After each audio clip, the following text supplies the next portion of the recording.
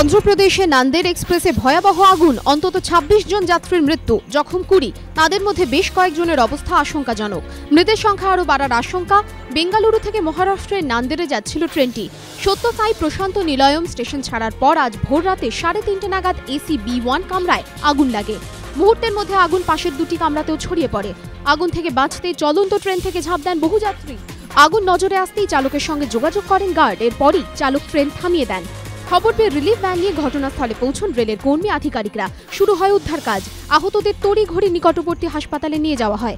রেলের তরফে জানানো হয়েছে ভোর ৫:৩০ নাগাদ আগুন নিয়ন্ত্রণে আসে। বিশ্বজিৎ দে, ডাকনাম বাপ্পা, রবীন্দ্রভারতী বিশ্ববিদ্যালয়ের শাসক দলের ছাত্র সংগঠনের ডাকাবুকো নেতা। কখনো মুখ্যমন্ত্রীর ছবির সামনে আদুল গায়ে উদ্দাম নাচ, কখনো ছাত্রীর শ্লীলতাহানির অভিযোগে গড়াদের আড়ালে। এই বাপ্পাই এবার স্টুডেন্ট অব দ্য ইয়ার। নয়া বিতর্ক মরকতকুঞ্জে। তৃণমূল প্রভাবিত রবীন্দ্রভারতী বিশ্ববিদ্যালয়ের শিক্ষাবন্ধু সমিতির অনুষ্ঠানে অভিযুক্ত বিশ্বজিৎ দে ওরফে বাপ্পাকে সেরা ছাত্রের স্বীকৃতি দেওয়া হয়। স্বয়ং উপাচার্যের হাত থেকে পুরস্কার নেন, পাশাপাশি পান নগদ টাকা এবং শংসাপত্র। মুখ্যমন্ত্রীর ছবির সামনে আদুল গায়ে তাঁর উদ্দাম নাচের ঘটনায় সাংগঠনিক স্তরে এখনো তদন্তের মধ্যে তিনি। তার মধ্যেই ছাত্রীকে শ্লীলতাহানির অভিযোগ তাঁর বিরুদ্ধে, যে অভিযোগে পুলিশ হেফাজতেও থেকেছেন তিনি। সেই অভিযুক্ত বিশ্বজিৎ দে ওরফে বাপ্পাই এখন রবীন্দ্রভারতী বিশ্ববিদ্যালয়ের ছাত্র সংসদের সাধারণ সম্পাদক। জানিয়ে ইতিমধ্যেই বিতর্ক তৈরি হয়েছে। এবার তাকেই সেরা ছাত্রের শিরোপা দেওয়ায় নয়া বিতর্ক মরকতকুঞ্জে। দুদিন বাদে যুদ্ধ, তাই সেনাপতিরা কৌশল কষতে ব্যস্ত। এতদিন চুপ থাকলেও ১১ বছর পর নরেন্দ্র মোদী বলছেন ২০০২-এর গুজরাট হিংসা তাকে অন্তর থেকে নাড়িয়ে দিয়েছিল। আর ৪ রাজ্যে পরাজয়ের পর এখন রাহুল গান্ধীর মনে হচ্ছে মূল্যবৃদ্ধি ও কালোবাজারি বন্ধে কার্যকরী ও শক্তিশালী পদক্ষেপের প্রয়োজন। ৪ রাজ্যে পরাজয়ের দিনই সোনিয়া গান্ধী স্বীকার করে নিয়েছিলেন লাগাম ছাড়া মূল্যবৃদ্ধি পরাজয়ের অন্যতম কারণ। এরপর বৃহস্পতিবার কংগ্রেস শাসিত রাজ্যগুলির মুখ্যমন্ত্রীদের সঙ্গে বৈঠকে বসেন রাহুল গান্ধী। তার বৈঠকের অন্যতম এজেন্ডাই ছিল জিনিসপত্রের চড়া দামের ওপর লাগাম কষা।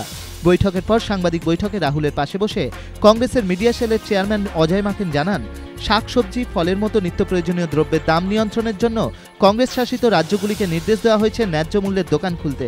সেই সঙ্গে কৃত্রিম মূল্যবৃদ্ধি রুখতে কালোবাজারি এবং বেআইনি মজুতদারি বন্ধে এসেন্সিয়াল সার্ভিস মেইনটেন্যান্স অ্যাক্ট বা এসমা কড়া হাতে প্রয়োগের জন্য কংগ্রেস শাসিত রাজ্যগুলির মুখ্যমন্ত্রীদের নির্দেশ দেওয়া হয়েছে।